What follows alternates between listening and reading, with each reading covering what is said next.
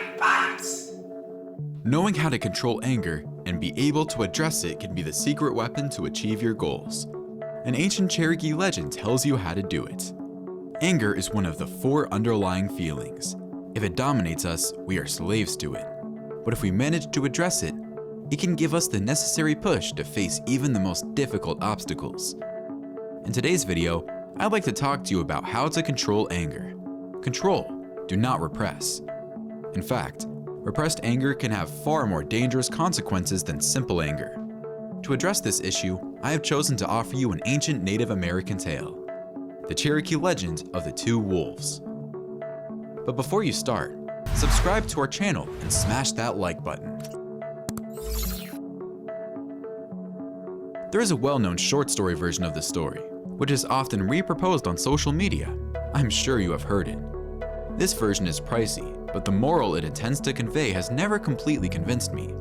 For this reason, I have decided to bring you a much less common version, but one that has far more interesting implications for anger control and, in general, the management of emotions. What do you say? We find out together? In the best-known version of this tale, an elder of the Cherokee tribe is told who explains to his grandson how 2 wolves dwell in his heart, and that all of human beings, a black wolf and a white wolf. The white wolf is docile and good-natured, while the black one is violent and angry. The 2 wolves constantly fight each other. When asked by his nephew which of the 2 wolves will prevail, the elderly Cherokee replies, "The one we feed the most." Are we sure? The idea that the angry black wolf goes hungry, as we will see, is not a particularly brilliant choice. The solution proposed in the unedited version of this famous legend convinces me much more, because both wolves need to be fed. One day, a Cherokee village chief decided it was time to teach his favorite grandson an important life lesson. He took him to the forest, made him sit at the foot of a large tree, and began to tell him about the struggles that take place in the heart of every human being. Dear nephew, you must know that in the mind and heart of every human being, there is a perpetual conflict. If you do not become aware of it, you risk getting scared, and this, sooner or later, will lead you to be confused, lost, and a victim of events. Know that this battle also resides in the heart of a wise and elderly person like me. In fact, 2 large wolves live in my soul, one white, the other black.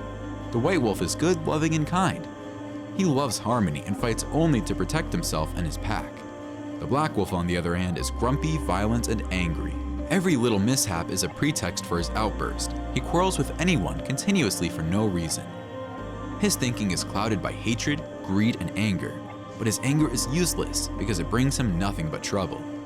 You must know that there are days when it is really difficult to live with these 2 wolves who are fighting relentlessly to dominate my soul.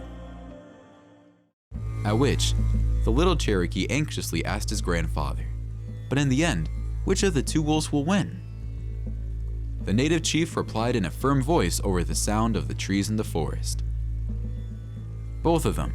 See, grandson, if I fed only the white wolf, the black one would wait for me hungry in the darkness, and at the first distraction, it would attack the good wolf to death. If, on the contrary, I give him the right attention, I try to understand its nature and learn to exploit its strength and power in times of need, the 2 wolves will be able to coexist peacefully in my soul." The boy looked confused. "How is it possible that they both win, Grandpa?" The elder Cherokee smiled at his nephew and continued his story. "The black wolf has many qualities that all of us may need under certain circumstances. He is reckless and determined, cunning, and capable of devising indispensable strategies to dominate in battle. His senses are refined, and his eyes, accustomed to darkness, can scrutinize even the slightest movement, and thus save us from a night ambush. In short, if we know how to tame our black wolf, he can prove to be our most valid ally." To definitely convince his nephew, the native chief took 2 pieces of meat from his bag and threw them on the ground, one to the left and the other to the right, and pointed to them, saying, "Here on my left is the piece of meat for the white wolf, and on my right the food for the black wolf. If I feed both of them, the 2 wolves won't fight each other to conquer my mind, and I can choose which wolf to turn to whenever I need them. Remember, repressed anger, like the hungry wolf, is dangerous." Dear nephew, you must understand that we must not suppress or starve any facet of our character.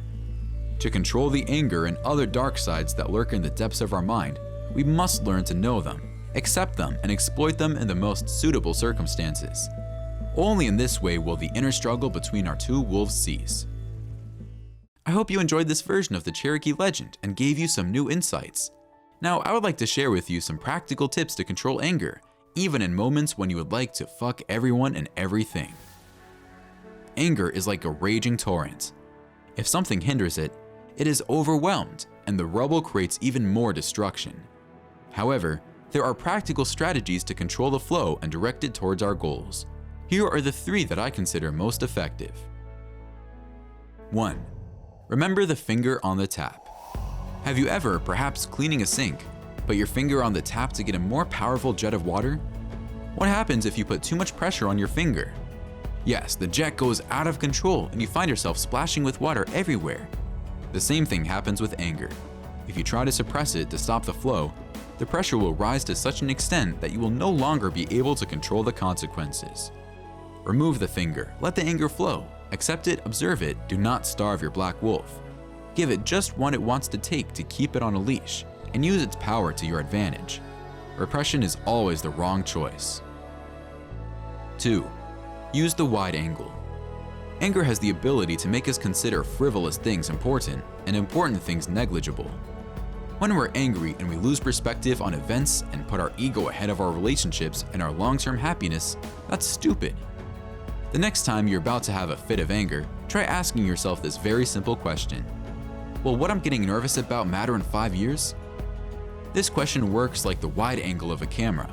It helps you to detach yourself from the little daily pisses and see the big picture. 3. Put anger in writing. The latter strategy is by far one of my favorites, but unlike the others, it cannot be applied when we are in the middle of a discussion. However, it will be extremely useful for you to understand how you can effectively target your nervous energy. When you feel anger boiling inside, grab a sheet of paper or open a note on your smartphone and answer these 3 questions. Who/what is making you angry? Why does this person or event make you so nervous? How can you act to use anger to your advantage? This last question is the most important. Paraphrasing Gordon Gekko, we could say anger is good. Anger should not only be repressed, but it should not be wasted in useless theatrical explosions. Leave them to the hysterical bimbauminkia. Do you remember the warrior archetype? One of its characterizing traits is positive aggression, or the inner strength that allows it to push itself to the limits of its comfort zone. Use anger and turn it into positive aggression. Ride the black wolf and use his strength to prove who you are and what you are worth. This week's video ends here. Let me know in the comments if you liked it and if you have trouble controlling your anger and if you have used any of the techniques we recommended.